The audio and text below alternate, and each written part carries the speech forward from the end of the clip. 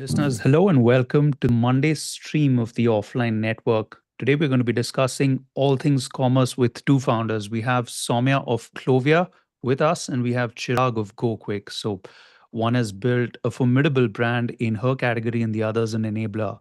And we'll be welcoming them in just a moment. And before we do that, we're going to very quickly go over a few interesting pieces of news. DP Goyal had an announcement to make, Utsav. It's almost like he's putting money to its best use possible. What's the most recent announcement about? So 25 million towards health and longevity. I think every billionaire is trying to buy time and health. And I think it's great that he's funneling some of his gains from the public market listings. Zomato's been on a tear into this. Like, I think it's going to benefit the ecosystem in general. And he's doing two things, health and longevity, where he's put 25 million. It's called continued research. And he's going to fund global scientists for biology and aging research. And aim is to extend healthy human function and do long-term decision making for the society in general with the perspective on health. And he's doing something exciting in the world of aerospace as well. You were mentioning something about engines being unique there. Yeah, and I'd love to chat about that. By the way, did you read the manifesto for for continued research. It was like it's a fascinating document. Encourage Yeah. everyone to go just look it up, and you find these principles that we live by in the sort of tech world, right? Like just open sourcing something that's too important for humanity, and in this case, it's not structured as a company. It's not structured as a not for profit. It's a research lab, really, with an open invitation to the best and the brightest from the world to come and work. I think this is, like I said, right, this is the best way you can put money to use, because some of these big, bold bets play out too far into the future. There's a very high risk of failure.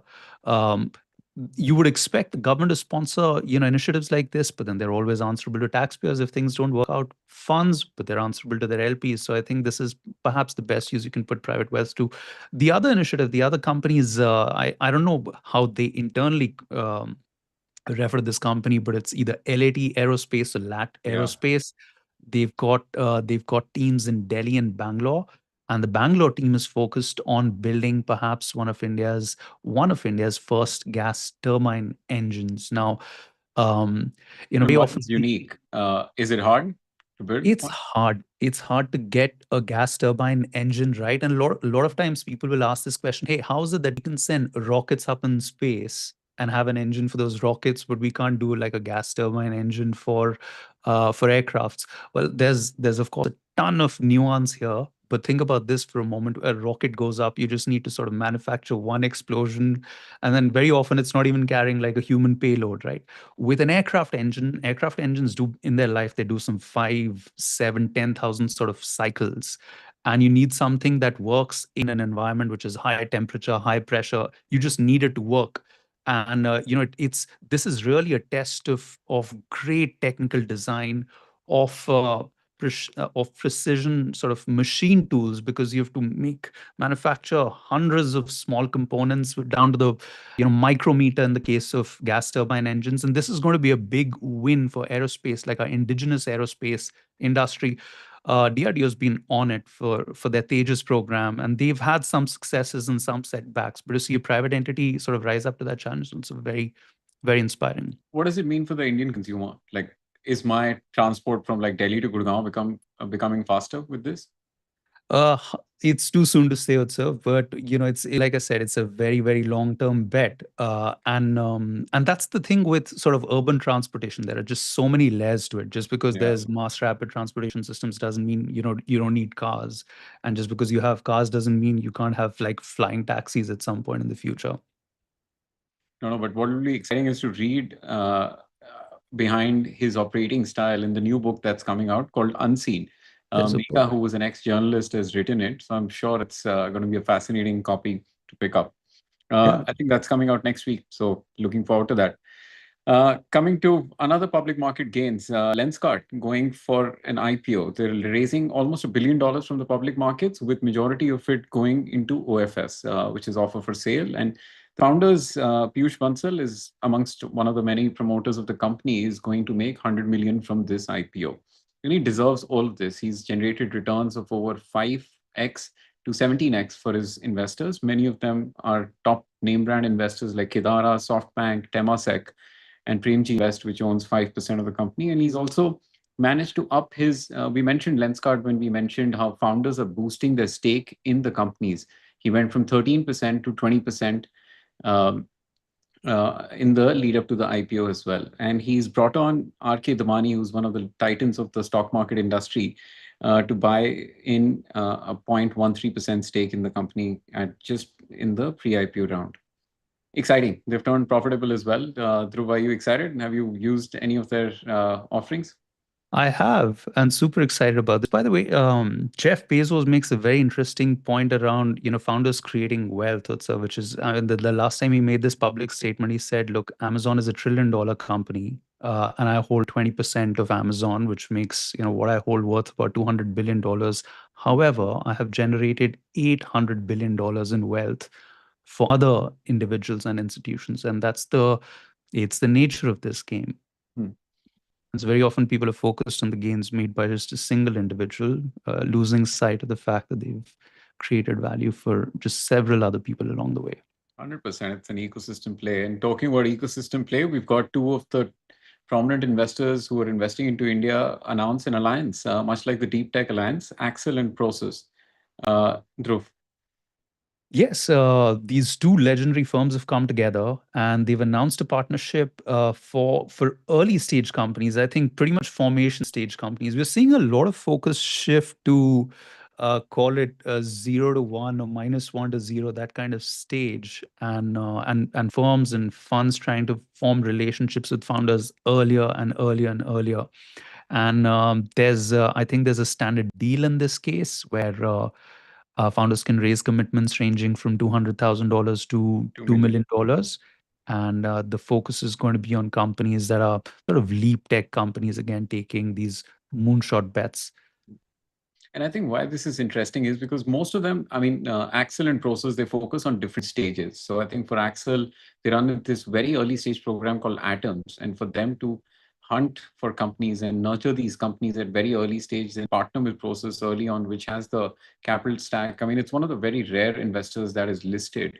And they have, I mean, typically they've not raised external capital. So they have capital Yeah. until perpetuity. So it's like going to be exciting for the full stack play here as The well. respective partners in both firms are busy right now because they've just announced, but we should soon have them on the show to come talk about what this is, Hopefully, what they're looking at. chatting with Ashutosh, so hopefully he'll come on the show and give us a sneak peek into what's happening in this alliance as well. Ministry of Electronics and Information Technology. Of course, you can't take the government out of the picture. With the world of AI and all the deep fakes that are going around, they want to build rules and regulations around this. I think it's going to be for the safety of the consumers. Everyone's generating a ton of content, and I think AI data labeling, ensuring that any AI generated content is also tagged properly, is I think going to be a key task that the regulator wants to get ahead of. What's your take on this? Highly important, Utsav. I think we're in a very interesting time right now where you can't always believe what you see, right? Which is that people are always asking the question, are we really in a simulation? So this is super important. And we have seen this, right? Even on YouTube now, you will see AI generated, like platforms have just been proactively doing this. Everything that's generated on Sora is labeled Sora. In fact, on day Yeah, one, 80% of the stuff in Sora had Sam Altman in it. And it's seen not the like he was previews. of those really funny videos. But you know what I found most interesting about this announcement is there are rules about how much screen space has to be occupied by the label, the sticker that says this is AI generated. Man, super Yeah, hard to enforce. And yeah, I don't know, platform has more power or the government has more power in this case. I think that's to be seen because they've been trying to get WhatsApp in many countries to release customer data as well, right? But their end-to-end encryption sort of prevents them or even WhatsApp or Meta from accessing this or sharing this with others. So I think Telegram founder was, of course, famously behind bars or caught in France as well for this.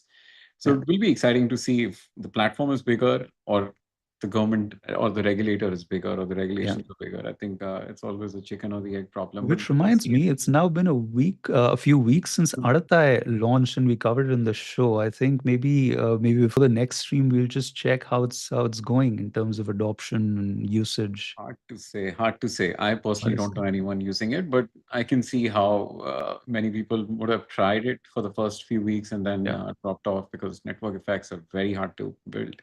Yeah. All right, let's welcome our first guest, Soumya of Clovia. She's building in a very tough industry and she's managed to make her mark there. I want to welcome Soumya and ask her the first question. How does the lingerie sale online differ from a regular apparel sale, Soumya? Hi, thank you so much for having me. Thank you for joining us. I think the biggest difference is the number of sizes that a lingerie has. A bra usually runs up to 54 sizes, and any apparel sector is, 5 sizes, 6 sizes. At best, you will do XS to 3XL or 4XL or whatever. So the number of sizes really makes it complicated. And it's the most intimate product. It's the first thing to go on, it's the last thing to come off, and comfort is everything. You can't have a digging wire, you can't have a irritating fabric and so on. So it in apparel for fashion, you do end up making a compromise on a lot of things just because you like the product. I'll wear a lace product just because it looks nice, but when it comes to lingerie, comfort over everything Number one. else. Soumya, could you give us a sense of what the value chain of the business looks like? That'll sort of lay the sort of foundation for all the other questions we'll have for you. Yeah, sure. So the value chain in terms of, okay, how do I put it? So it's a very complicated supply chain because obviously it's a technical product. There are about 28 separate raw materials that come together Wow. to build and construct a bra. Yeah. Every millimeter makes a difference in terms of tolerance of the garment. So, but in terms of manufacturing, machinery used for, say, apparel or a nightwear or a loungewear or activewear as a bra or a brief. So in terms of that, it's pretty consistent, and you don't need too much capital invested in a factory setup. What you need is experience in terms of the technicality of the product. And in terms of overcoming, let's go back to your starting days when you thought of this category. I'm sure you must have tried to answer the question of how will you overcome social stigma or taboo in a country like India. Like those must be really hard questions to answer, and you've come a long way since. Yeah, absolutely. I think Clovia has played a big role when it comes to making the conversation about lingerie cool. And we went about it in a very organic manner. We decided that it should always feel like two women are talking to each other. It should never feel preachy. It should never feel boring. When two girls are speaking to each other, it's always a fun conversation. Like you'll just observe two girls sitting next to each other, and they'll go, "Oh my God, I love your hair. Oh my God, I love your dress," and so on. So that's the vibe that two women always create when they're speaking to each other, and that's the vibe we wanted to have with our customer when we're speaking to them. And lingerie needed a lot of education, so much of education on sizing, fit, and so on. And education can be preachy. So we thought that we're going to create the brand around the keyword joy. That when a woman interacts with anything related to Clovia, she's able to find joy. So education can also be joyful. So when we spoke to her about a problem that she may be experiencing, we had fun while speaking about it. We made memes on it. If we couldn't solve a problem, even then we made memes about it, and had a very fun vibe on that conversation, and never made it preachy, like, oh, you don't know this as well. So it became easier for us to walk away from the taboo and make it a cool conversation. And we were able to celebrate the fact that the joy you feel when you walk into your house at the end of the day and you take off your bra, the joy you feel at that moment, we were able to even celebrate that, while that's obviously a very antithesis to what we were selling. So I think it what we did was very organic conversation and very joyful conversations around the And subject. this must be via social media, but were there any different tactics employed to get this point across to consumers, offline meetups, or how does, I mean, a person starting a brand now fight this thing or fight the social stigma or the taboo? Yeah, so few very small things, like, because we started online, we had this private mode that you can even shop in your office and you can just switch on the private mode and everything will go sort of dark and people will not see what you're browsing. When we were delivering packets, it was always discreet packaging. So you could be living with your in-laws, you could be living with your anyone, and they will not know that what the courier partner is delivering to you and what you've received if you've received a parcel at your office. When they would interact with a customer care team, it was always a joyful conversation. It wasn't ever we would accept returns for anything and everything. As long as you're not happy with us, we will accept a return and ensure that you go out happy. Then we created a fit test, wherein we asked some very basic fit related questions, and we saw that when a woman was able to buy via that fit test, we had almost 80% acceptance of the garment that they bought. And we had a good success ratio of via that fit test. And it was a very easy conversation led tool, wherein we would ask, are your shoulder straps slipping? Are you feeling any digging anywhere? So very small changes in everything we did created that vibe that, we want to have fun with you. We don't want to push anything. If you're happy with us, please stay with us. But that's all it matters. And when we went offline as well, we didn't want to make a intimidating store. And lingerie stores can be really intimidating. When you walk in, it's all lace and sexy and like over the top. But we created a very warm vibe. We said then when you walk into the store also, you should feel welcome. You should feel, oh, I'll be able to find something for myself here. Or when our team greets you there, it's a happy vibe. Like we run such a small thing. um, every morning the entire offline team dances for 15 minutes in the day when they start their day. That's just to set their vibe right. That when you're starting your day and you've picked up on energy, then you're going to translate that energy to your customer. So it's very small things over the course of execution.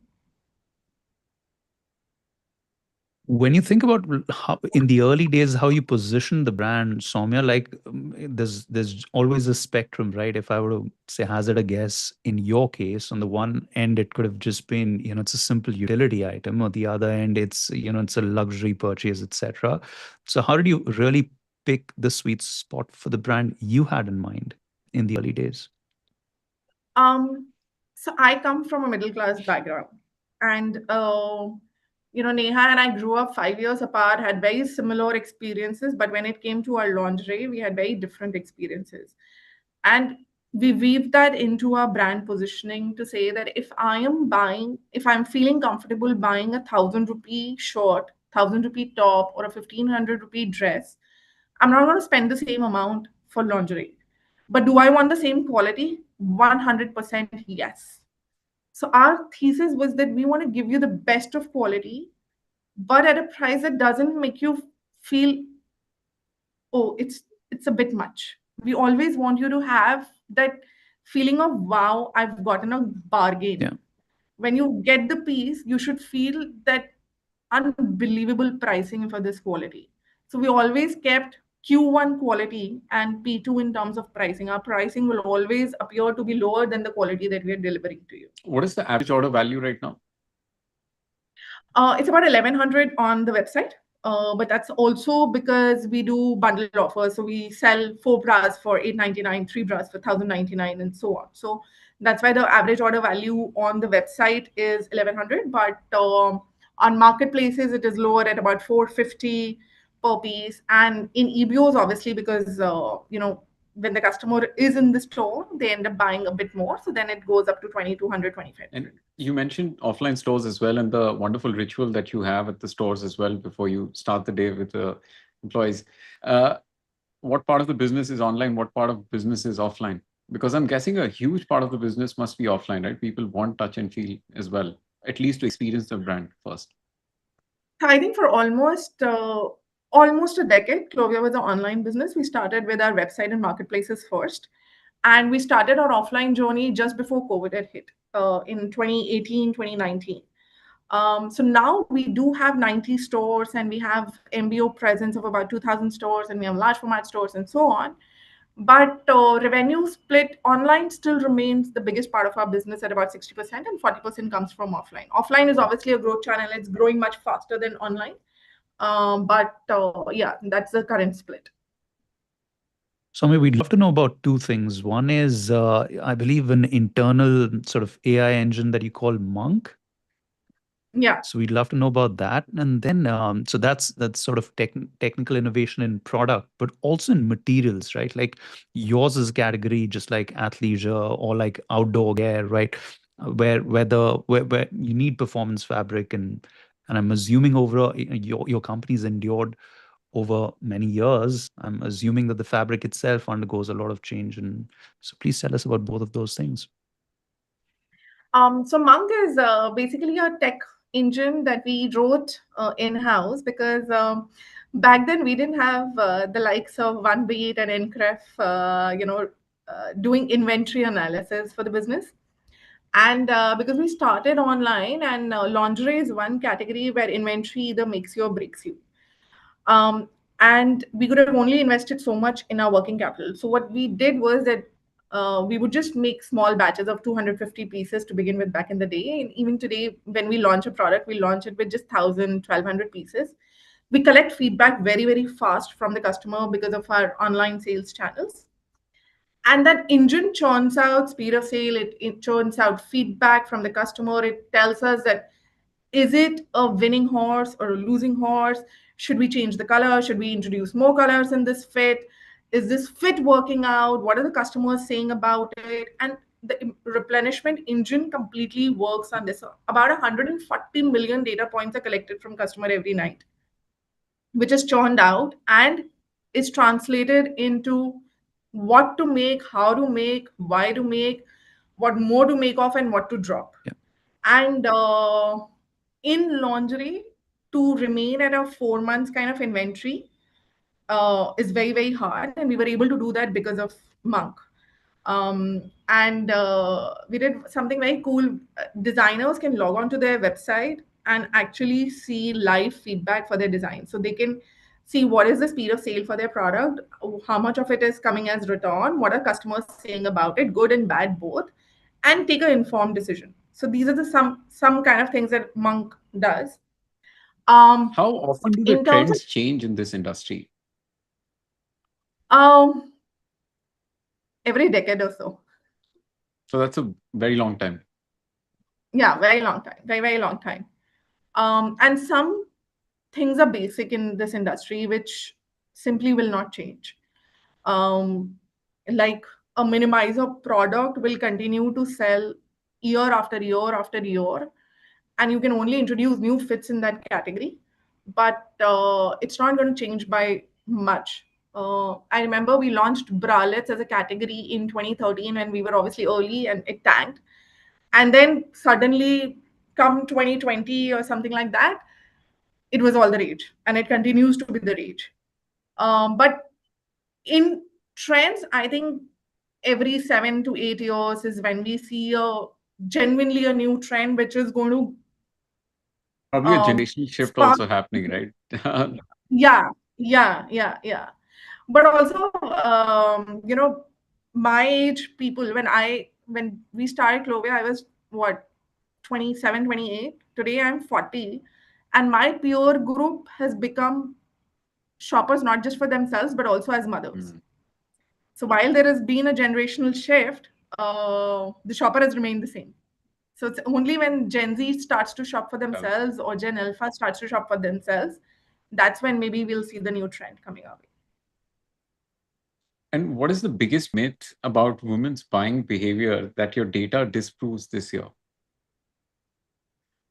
Wow. Team asked me to ask this one, so it's a hard one. Yeah.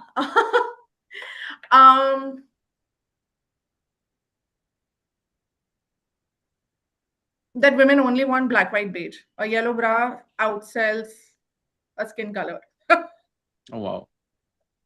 All right. Team, you have the answer. Dhruv. Soumya, I still haven't gotten an answer to the question about materials and yes, and yes. how much do you spend on R&D there, and what does that look like? Now, being part of Reliance, we do have access to latest tech on fabrics. So there's a lot that happens when you're able to integrate new fabrics like tencel, modal.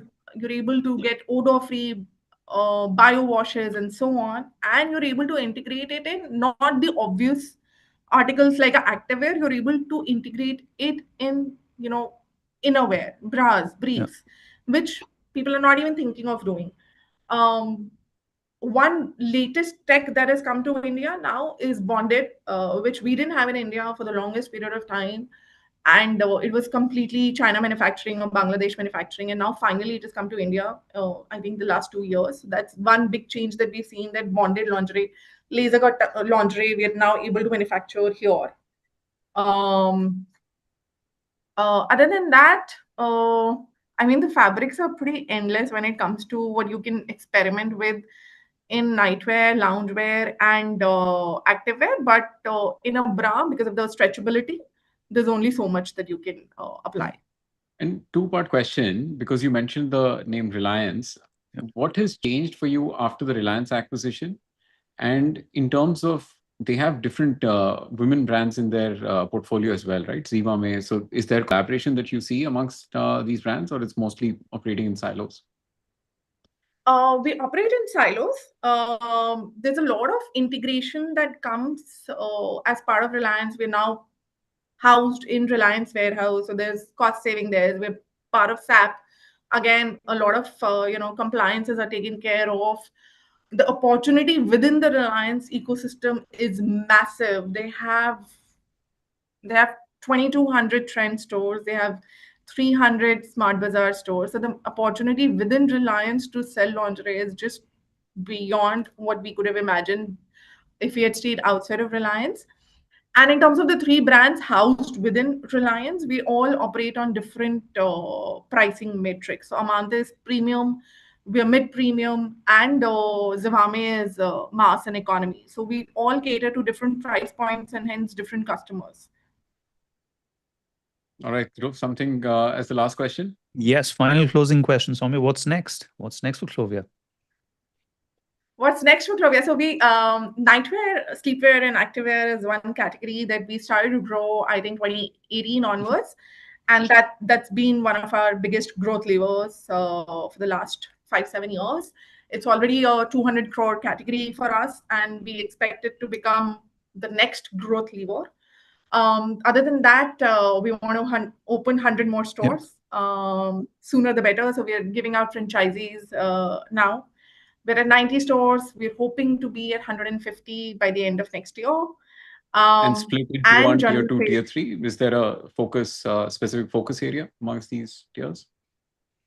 So we already have a lot of stores in tier 2 and tier 3. So we have a store in, if you know the Punjab belt, we have a store in Moga, Hoshiarpur, Wow. and so on. And they do excellent because the price point and the product that we do service, it caters to that audience very, very well. And 60% of our sales anyway across the board comes from tier 2 and tier 3. So we do expect a lot of stores to come in that area, but we also want to be in malls now.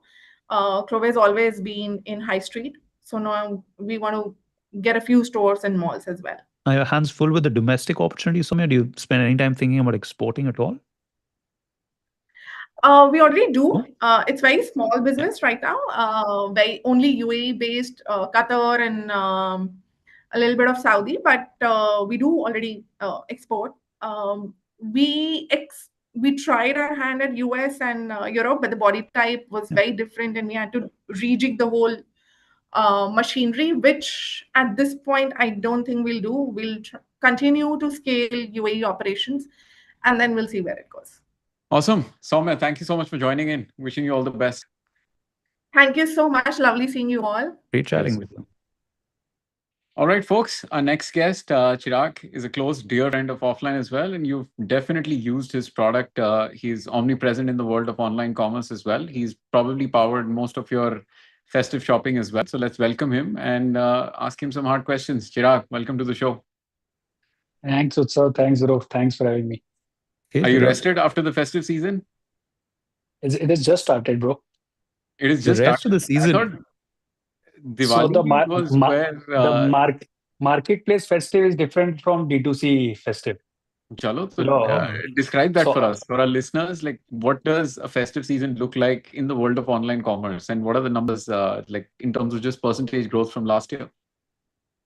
So the phenomena is actually, as a brand, you would want to, use different channels at different point of time. Marketplace is where the festive starts, right? And it immediately ends it in a week or so. And then all the focus is mostly on direct to consumer, wherein you can sell from your Marketplace, own you're talking website. about like Big Billion Day and like Correct. other like online Correct. events. So Amazon India Shopping Festival and Big Billion Day are the big ones.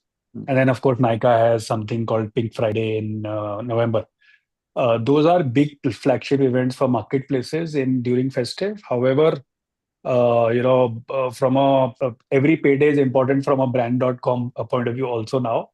And Black Friday, to a lot of people's surprise, is a phenomenon in India also. we are seeing that Wow. the bump, at least, if I compare D2C bumps, I think it's as good as festive bump which you get on D2C. So China, there's an and 11/11 day also, right? Single sale. China, there is 11/11, but I think we for different reasons, but I think we like more US on various different fronts. Right from celebrating to having more brand.com behavior, which hasn't happened in China, to a lot of other things. Largely because I think we're very heterogeneous as a society. We're not homogeneous. When it comes So to consumption, it looks like the world's a lot multicultural than than you would typically think. The Indian VC should start hosting Halloween parties, na, instead of Diwali parties also then. for sure, I think Bangalore में तो phenomena हो गया. If you ask, Are you at serious? least Wow. kids do Halloween parties and all. हाँ जो अभी So exactly जो अभी 5-6 year olds हैं when they're VCs 15-20 years down the line वो तो Halloween party throw करेंगे. नहीं, but correct. Chirag, कुछ numbers बताओ last year से. We've spoken about festive sales, we've seen GST and all of those numbers from the headlines, but what are you seeing on GoKwik? If you can do a broad analysis of consumer spending going up. Yeah, overall, we continue to see, at least from our vantage point, we continue to see at least anywhere between 35 to 40% CAGR growth across our portfolio, which is phenomenal. I've seen it across cohort. I've seen big getting bigger. I'm seeing more new people starting up. So that also is like at an all-time high now. And we are also seeing this mid-torso part, which is growing significantly. You look at number of brands with us which do greater than 1 crore a month, has probably 8x in last 10 quarters. How So do you there is segment customers को segment कैसे करते हो Chirag? How do you segment your different no, we actually do merchants. So we are a Yeah. B2B2C company. Yeah. We segment merchants Yeah. in, let's say, the definition being enterprise, SMB, and long tail. Yeah. Depending on the ARR cut and the number of products used, you would want to do that classification, and every company does it basis their ARR profiling. So it's very standard in a software company. Yeah. And which merchant tier drives majority of revenue at this point in time, and where do you look So for growth? actually, in our case, there is no 20-80 Pareto, to be very frank. However, if I look at overall category, 50% of GMV as well as shopper base is driven by fashion as a category, right? So all, which means, and which is globally true, by the way. If you look at Misho's number also, that is true. So globally true, just that it comes as a surprise when I tell anyone that fashion is quite big. It is a very long tail. I was reading the Misho document. Number of sari SKUs is crazy, right? It's crazy. Yeah. It's Are you actually excited crazy. for the IPO? Yeah, very much. I think it's a phenomenal company in the making when everyone went after the India one audience. This is one company which actually took a very different stance and said that we are going to go after India 4. We are not going to chase AOV. In fact, I have heard Vidit say in between that he's going to bring AOV even down. So, which is counterintuitive. And I think they've built a fantastic India first business, somewhat similar to Shopee in Singapore or in Indonesia. But I think when it comes down to execution, it's like very, very different. And kudos to them. I think the way they transitioned in between from a reseller model to a marketplace in 2021, I guess. I think it's phenomenal. And I think it's a celebration of the VC ecosystem also finally, which we keep hearing ना कि startups बड़े नहीं होते, profitable नहीं होते, list नहीं होते. But I think पिछले peak 2 साल में and आंसर हो गया, right? I think Zomato started correct. that trend. तो उसके बाद तो I think, I mean, next week तो Lenskart है, which is going to be a big, big one. Of course, profitable as well, and big unlock for the founders, ecosystem in general. Elevation would make 3 times their fund size in Misho alone. My sense is their fund 5 was $350 million. They invested via that, and their position is going to be close to 1.2 billion. Isn't that crazy? Isn't that like liquid positions are always good? So yeah, Chirag is making this into an asymmetric podcast. So let's go back into the TO and bond. So, I mean, GoKwik is now a suite of products, right? What are the different revenue lines and the product lines for you now?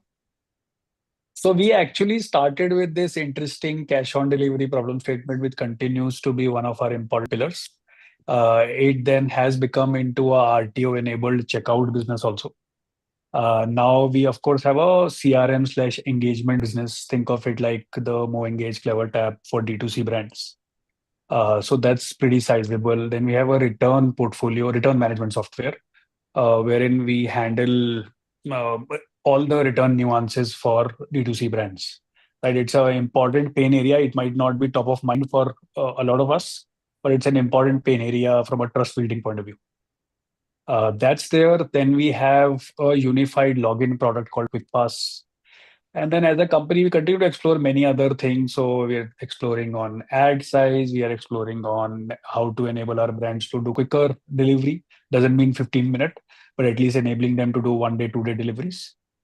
So a bunch of things, and then taking this stack internationally, we believe that there is a lot of at least gap, or India is becoming a little bit China, where because of our domestic demand and let's say WhatsApp being indigenous to us, a lot of things are we have learned on the way, which the world hasn't seen, and we can actually take it outside. So it's a And good position to be in. international markets, where are you experimenting or launching? So we've launched in UK. We've launched there. We are almost about 50 odd brands live now. And I would say some early signs of product market fit is there. This is with the checkout product, which I think was a No, very this unique is product to India, the cash on delivery market. so this is actually we have gone there with the Engage product. We believe that what we have achieved in India via WhatsApp commerce, world hasn't seen. So can we like try and be the Clavio equivalent on WhatsApp in those countries?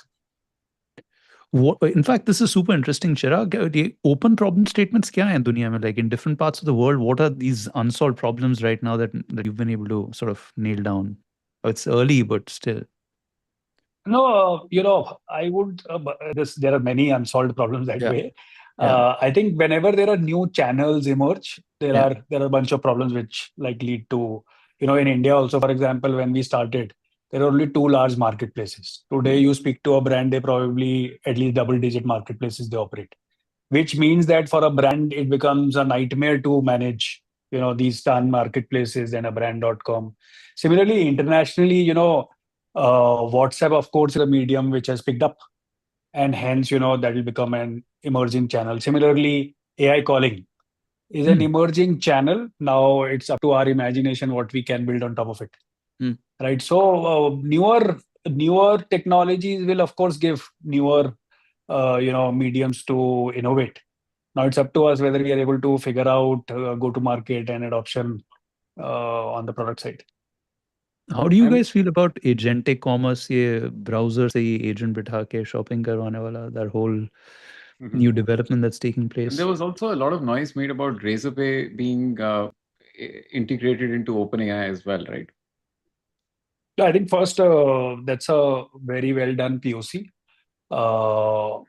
I think there is, like with all things Silicon Valley, there is a lot of buzz around it. At least from a data point of view, from an India data point of view, it looks like that we might be very, very early in terms of adoption, etc.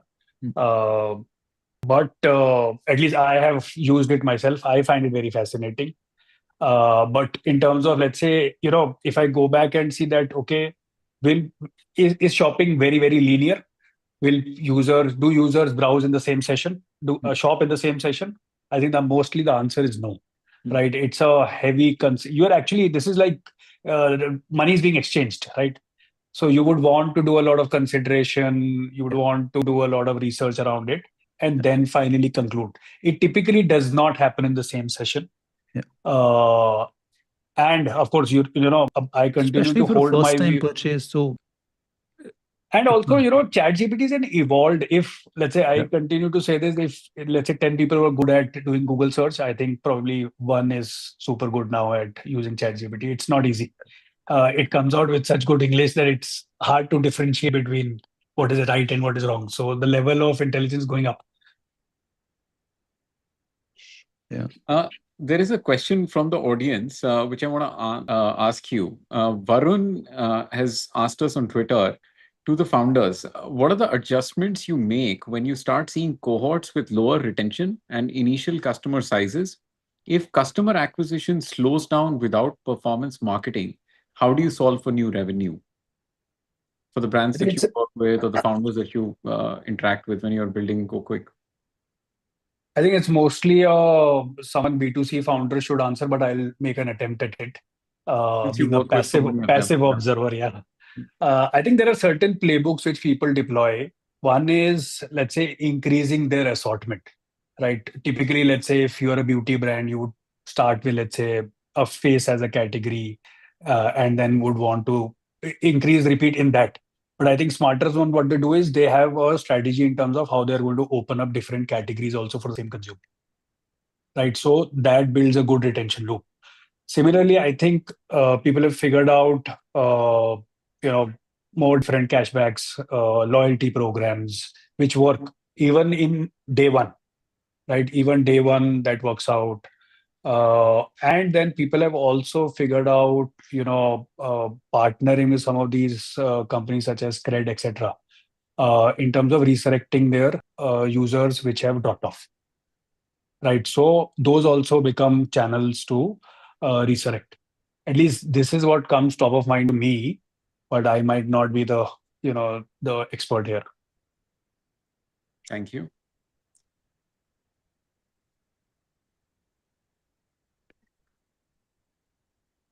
Chirag, you always like talking about like profit first growth, right? Like आपने clear रखा हुआ अपना point of view उस पे. Do you want to spend a couple of minutes just sharing with us how you evolved that, like how you got to that point where you could just sum it down to something super simple? No, you're saying that. Can you repeat it for me? Yeah, I was saying whenever we hear you speak, you always focus on profit first growth. Why is that important to you? No, actually, we have done a bunch of different things. I won't say that I have been advocating only profit first growth, Yeah. but at least one should know where the revenue pools lie, where the profit pools lie. Yeah. You might do certain things, just to achieve growth, but one should be clear that you're doing this only for growth, and then eventually it's a means to an end.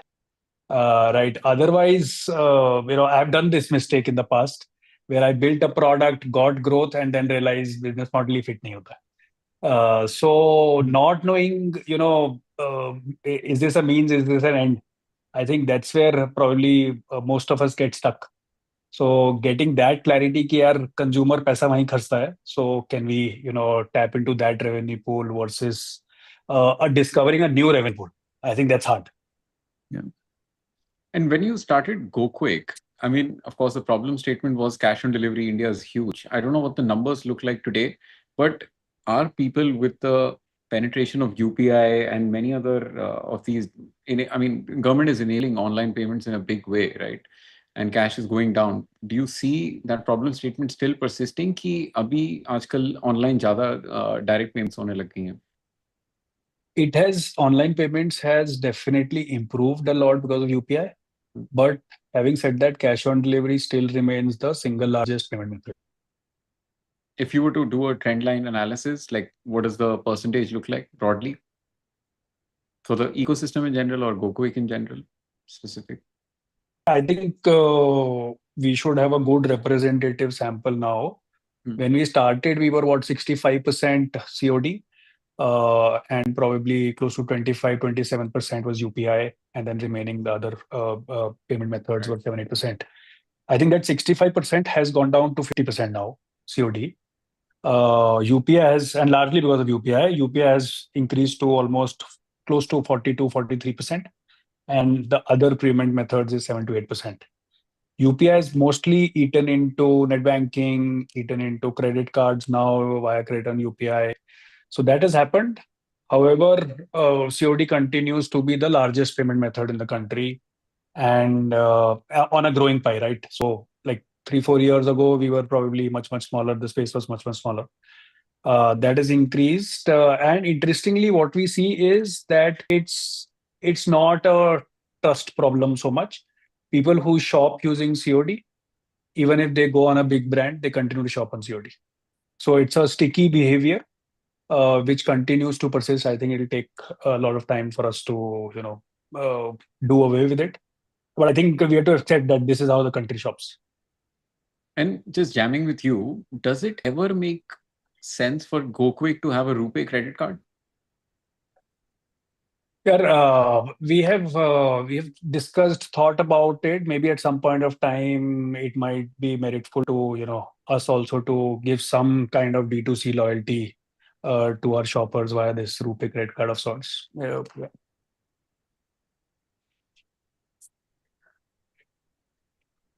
Dhruv, anything to wrap us up? How's that podcast you guys did together, Asymmetric?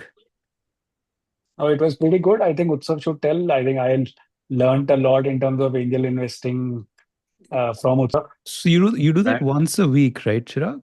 We do that once a week. That's amazing. And Yeah, fascinating. And Revant is the professor there who basically comes with his analysis, and Chirag brings up the slides, and they just like this thing. And it's a very friendly conversation. That format was, love it. very Yeah. refreshing. Like we went on for 2 hours, didn't feel like this thing. And amazing that you guys have built it. Do people compare it with All In Podcast of India?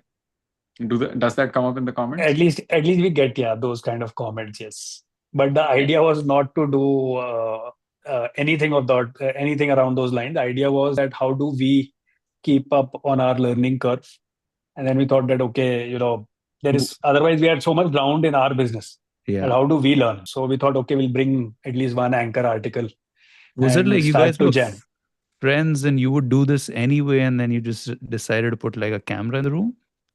Yeah, we would do it anyway, but like very like once in 3-4 months when we would Yeah. get together. So we kind of started with this that okay, can we do once a week? In fact, I was the late entrant. Shantanu and Revan started, and then they pulled me. Yeah. I think they needed someone to balance both of their views. They wanted a smart, level-headed person in the room, and Revant was the person that introduced Chirag and me also. And it's a very funny story. I mean, one of the first few investments that I did from my first fund, and I got to know Chirag because Revant had sent this deck which said Safeguard, and blue and white deck thi, and I was like, man, ye naam thoda innovative hona padega if he wants to enter the startup world. And I still have that WhatsApp chat. We were jamming ki kaun sa domain lena hai with Chirag, and it was very fun. What year was this? Pre-COVID? 2020. 2020. Okay. Chirag is, crushed it in the last 5 years, and Oh, GoKwik has yes, become a yes. household name. Yeah. Yeah, So, we'll just complete 5 years, and how Utsav many was the brands? first one who got it like this. Chirag, when Now, at Angels India, anytime we put data together on median time between rounds, right? Like GoKwik suddenly skews that in a different direction. so I had very less to do with it. I think it was more market. Yeah. Correct. No, that's you just being humble. And what is the scale of GoKwik now before we wrap things up? Yeah. How So many we have brands? today 15,000 brands. 15,000. And any category in hard representation like bigger pie, or it's mostly split across everything under the sun? No, as I said, beauty and personal care is 50% of this. Fashion is 50% of this. Beauty and personal care is probably close to, but from a number of logos point of view, it will be less than 10%. Electronics is even lower. I think, that's beauty and fashion, and followed by home and care is probably the two large segments. I have one more for you before I let you go. What is the most unusual or the quirkiest brand that you work with, if you're comfortable answering? Quirkiest. Yeah, I don't remember the names, but these days these oversized t-shirt brands are like killing it. I think Shantanu put it nicely that Gen Z wants to own slices of luxury. So I am not recollecting actually the name of the brands. They're very niche, but they make some very good, nice oversized t-shirts, etc., etc. Pretty good. Awesome. Chirag, thank you so much for giving us your time and insights. Thank you, Utsav and Dhruv, for having me. Cheers. Great to have you, Chirag. We'll have you back soon again. Pleasure. All right, folks. Thank you so much for tuning in to our Monday stream, and we'll see you on Wednesday with an amazing lineup as well. Have a wonderful, wonderful rest of the day.